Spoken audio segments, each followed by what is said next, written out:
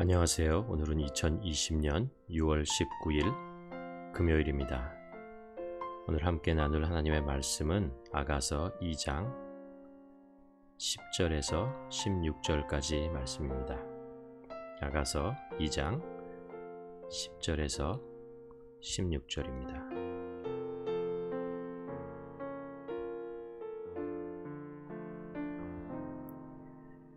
저와 함께 한 절씩 읽도록 하겠습니다. 나의 사랑하는 자가 내게 말하여 이르기를 나의 사랑 내 어여쁜 자야 일어나 함께 가자. 겨울도 지나고 비도 그쳤고 지면에는 꽃이 피고 새가 노래할 때가 이르렀는데 비둘기의 소리가 우리 땅에 들리는구나. 무화과 나무에는 푸른 열매가 익었고 포도나무는 꽃을 피워 향기를 토하는구나. 나의 사랑, 나의 어여쁜 자야 일어나 함께 가자. 바위 틈 낭떠러지 은밀한 곳에 있는 나의 비둘기야, 내가 내 얼굴을 보게 하라. 내 소리를 듣게 하라. 내 소리는 부드럽고 내 얼굴은 아름답구나. 우리를 위하여 여우 곧 포도원을 허는 작은 여우를 잡으라. 우리 포도원에 꽃이 피었음이니라. 내 사랑하는 자는 내게 속하였고 나는 그에게 속하였도다. 그가 백합화 가운데에서 양떼를 먹이는구나.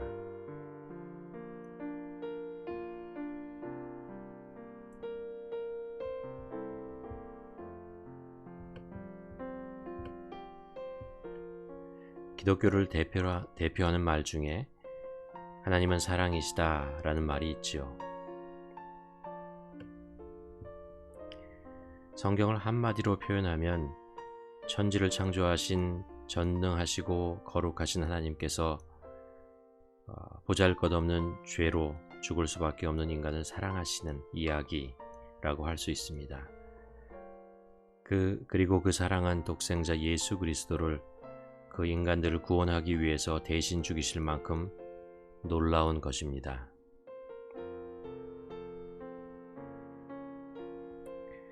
성경은 창조의 시작으로부터 지속적으로 인간을 향한 이런 하나님의 사랑을 나타내고 있습니다. 그래서 하나님의 백성이란 정의로운 자가 아니라 하나님의 사랑을 입은 자입니다. 하나님께서 정의로운 자를 하나님의 백성으로 세우시고 사랑하신 것이 아니고 하나님께서 사랑하시는 자를 하나님의 백성으로 부르시고 의롭게 해 주셨습니다. 그래서 이런 사랑을 경험한 사람들은 하나님의 사랑을 표현해 보려고 부단히 노력해 왔습니다. 그렇지만 누가 하나님의 사랑을 제대로 표현할 수 있겠습니까?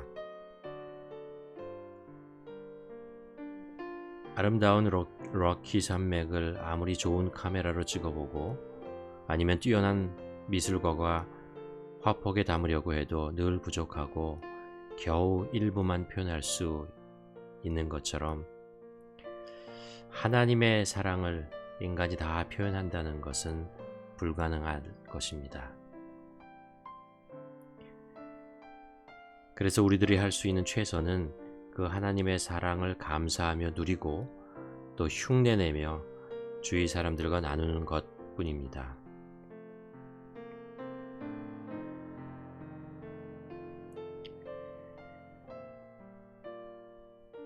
그런데 만일 하나님의 사랑을 잃어버린 자가 인간의 사랑으로 그 하나님의 사랑을 대신하려고 한다면 결국 실망하고 좌절할 수밖에 없을 것입니다. 오늘 우리가 읽은 아가서는 이런 하나님의 사랑을 아는 사람이 자신이 이 땅에서 경험했던 인간의 사랑 안에 그 하나님의 사랑을 담아서 표현하려고 했던 것 같습니다.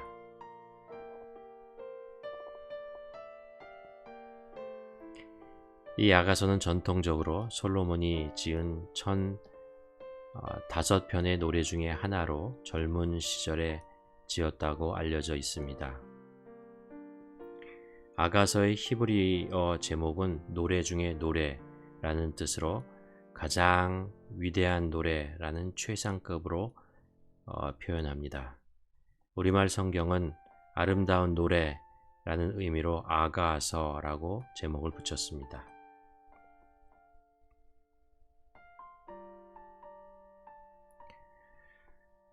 가장 순수하고 아름다워야 하는 남녀의 사랑이 퇴색되어 버린 이 세상에서 어떤 사랑이 참으로 아름다운 사랑인지 아가서가 우리들에게 들려주고 있는 것 같습니다. 오늘 본문을 읽으며 이런 생각을 해보았습니다. 만일 내가 젊은 남녀의 결혼을 주례할 수 있는 특권을 얻게 된다면 이 본문 말씀을 통해서 사랑이 무엇인지 한번 설명해 보겠다. 또는 우리가 이렇게 한번 생각해 볼 수 있을 것 같습니다. 나의 사랑하는 자녀가 결혼을 하게 되어 그들에게 어떻게 사랑하고 가정을 꾸밀 것인가를 말해준다면 여러분 이 본문에서 어떻게 사랑을 설명해 주겠습니까?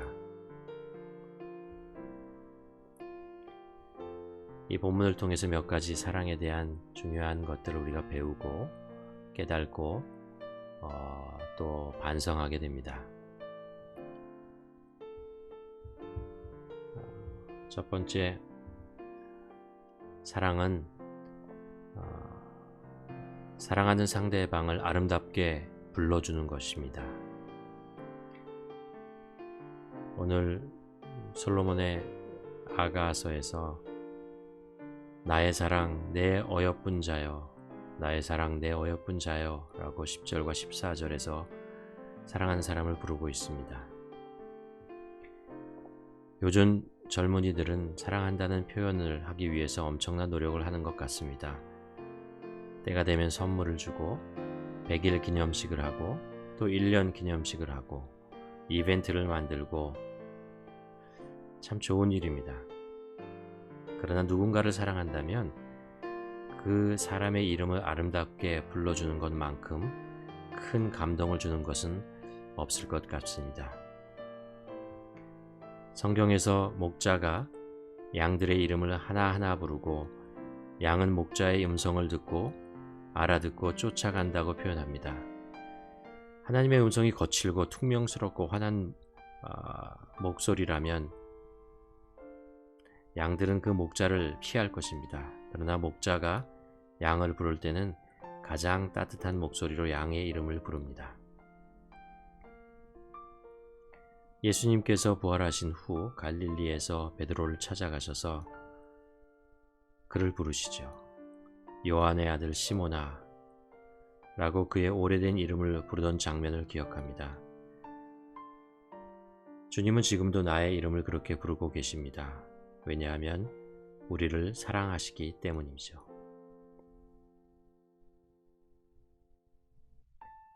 사랑하는 사람을 가장 사랑하는 사람으로 대접하는 것은 그 사람의 이름을 사랑스러운 이름으로 사랑스러운 음성으로 부르는 것이 다라는 것을 깨닫게 됩니다. 또 사랑은 사랑하는 사람과 늘 함께 같이 걸어가는 것입니다. 내 어여쁜 자여 일어나 함께 가자. 사랑은 한 곳에 머무는 것이 아니라 두 사람이 한 방향으로 함께 손을 잡고 걸어가는 것이라고 합니다. 처음에는 서로 얼굴을 마주보고 한 곳에 있는 것을 좋아하지만 그런 사랑은 오래가지 못합니다. 사랑이 감정의 포로로만 있으면 3년에서 1년 정도 이상 가지 못한다고 합니다. 이것이 인간의 감정을 주관하는 호르몬의 한계라고 하죠. 오래오래 사랑하고 싶다면 인생의 여정을 함께 나누는 관계가 되어야 합니다. 물론 그렇게 하다 보면 의견이 맞지 않아서 싸울 때도 있고 걸어가는 속도가 맞지 않아서 힘들 수도 있지만 그 의견과 속도를 조정할 수 있습니다. 왜냐하면 사랑하기 때문에 그렇죠. 하나님은 사랑하는 사람들 아브라함, 모세, 다윗 제자들을 부르시고 늘 어디론가 인도하셨습니다. 약속의 땅으로, 구원의 길로. 그리고 그 함께 있는 과정에서 하나님의 사랑을 더 깊이 경험하게 만드셨습니다.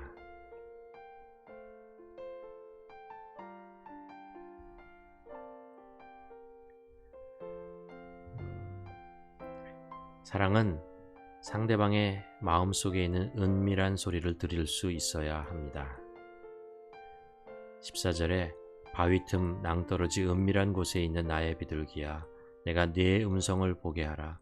내 얼굴을 보게 하라. 내 소리를 듣게 하라. 하나님을 떠난 인간에게 가장 찾아온 공허감에는 사랑의 결핍이 있습니다. 그래서 사랑을 받으려고 합니다. 다른 사람을 사랑하려는 이유는 그 깊은 곳에 채워지지 않는 공허함을 다른 사람으로부터 채우려고 하는 갈증이 숨어 있습니다. 그래서 인간은 자기 얘기를 잘 들어주는 사람을 찾아다니고 또 그 사람을 사랑하려고 합니다. 그러나 그러다 보면 자칫 이기적인 사랑으로 빠지게 되고 맙니다. 또 사랑의 반대말은 미움이 아니고 무관심이라고 하죠. 상대방이 무슨 생각을 하는지, 무엇을 하는지, 무엇에 관심을 가지고 있는지 모른다면 그것은 사랑이 식어버리는 것입니다.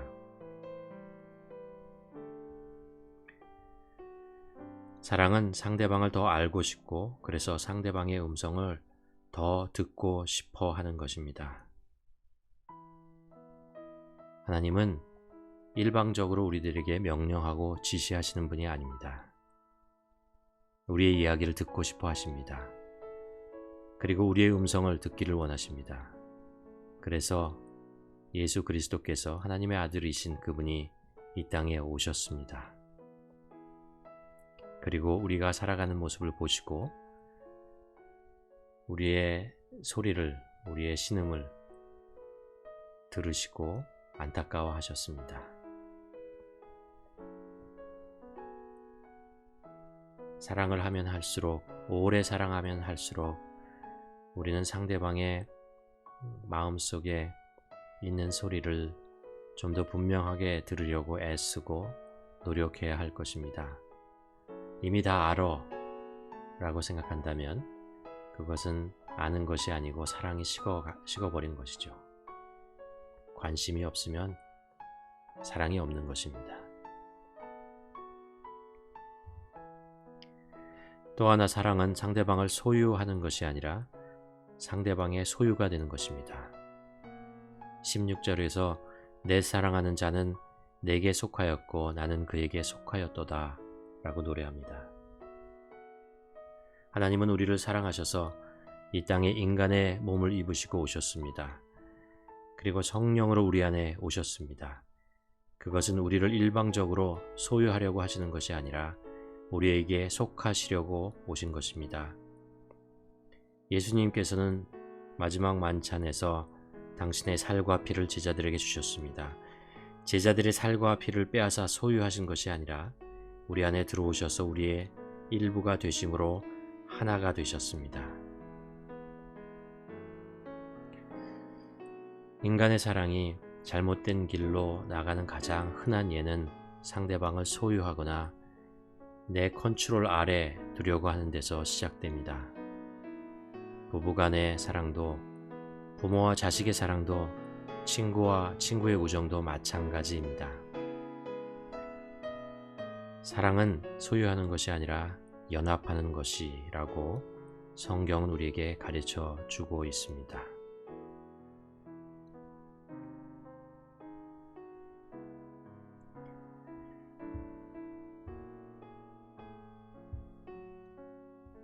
여기서 잠깐 멈추고 오늘의 말씀을 가만히 묵상해 보았으면 합니다. 우리는 사랑이 없이 살 수가 없습니다. 그렇다면 나는 어떻게 사랑하고 있는지 한번 깊이 생각해 볼 필요가 있습니다.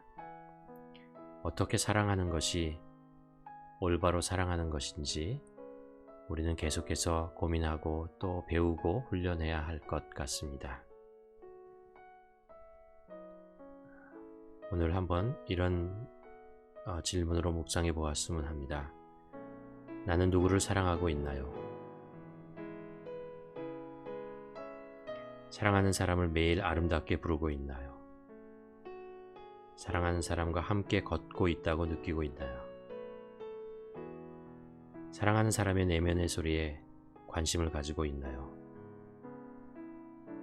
혹시 나는 사랑하는 사람을 소유하려고 하지는 않나요? 오늘 말씀을 비추어 솔로몬의 아가를 들으며 나의 사랑 한번 깊이 묵상해 보았으면 합니다.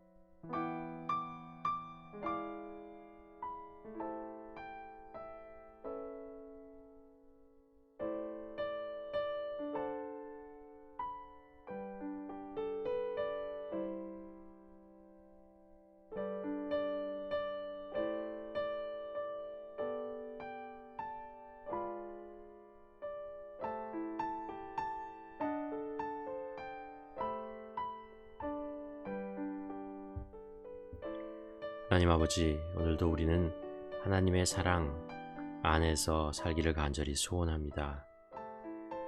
하나님의 사랑을 경험하고 또 누리기를 간절히 소원합니다. 하나님께서 우리를 사랑하시고 우리에게 정말 갚을 수 없는 엄청난 사랑을 베푸셨다는 것을 우리가 압니다. 아버지, 늘 하나님의 사랑을 감사하고 노래하는 자 되기를 소원합니다. 아버지, 그뿐만 아니라 또 하나님의 사랑을 입은 자로서 그 사랑을 우리의 삶 속에서 표현하며 나누며 살아가는 저희가 되게 하여 주시옵소서. 자칫 잘못된 사랑으로 주위에 있는 사람들에게 상처를 주고 또 내 스스로 상처를 입으며 살아가는 우를 범하지 않도록 하나님 도와주시옵시고, 늘 하나님의 사랑이 무엇인지, 내가 받은 사랑이 무엇인지를 깊이 묵상하며 그 하나님의 사랑을 전하는 자, 그 하나님의 사랑을 나누는 자로 살아갈 수 있도록 도와주시옵소서. 하나님, 또 감사드리는 것은 우리 주위에 또 사랑을 나눌 수 있는 또 많은 사람들을 주신 것, 하나님 감사드립니다. 아버지, 이 사람들과 함께 하나님의 사랑을 주고 받으며 또 풍성한 은혜를 경험하며 하루하루 살아가는 저희들이 될 수 있도록 하나님 도와주시옵소서. 우리를 사랑하셔서 이 땅에 오셔서 우리와 함께 하셨던, 그리고 지금도 함께 하신 예수 그리스도 이름으로 기도드립니다. 아멘.